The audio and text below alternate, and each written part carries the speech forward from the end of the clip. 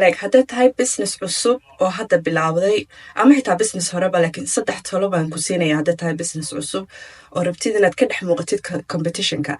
midka koowaad waxa weeyaan horta logooyinkaaga iyo brandingkaaga kalaradaada in isku mid ahaadaan social mediahaaga oo dhan, waayo brandka waa personalityga companygaaga.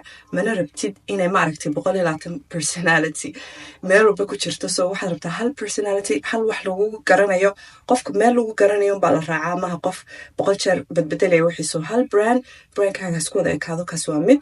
tan labaad waxa weeyaan customerkaaga la qaybso journeygaaga, uga sheekee wadadaad usoo martay inaad businesskan furtid, because runtii marka qofku sheekadaada og yahay ayuu maaragtay connection kula yeelanayaa, maybe kugu soo raacayaa se customer xitaa, because sheekadaadu maaragtay ayaad kusoo dhaweysanaysaa.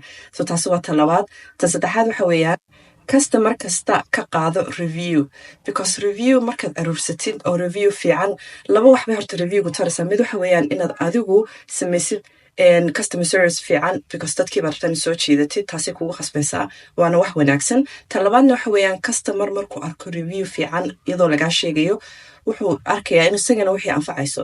wuxuu dhahayaa anigana waxaan way anfacaysaa, waan iibsanayaa. so laga yaaba competitionkaagaba ma haystaan review, marka adiguna review ku dadaal. saddexdaa wax haddaad isku keento runtii way kaa dhex saaraysaa competitionka jira businessyada kula mida.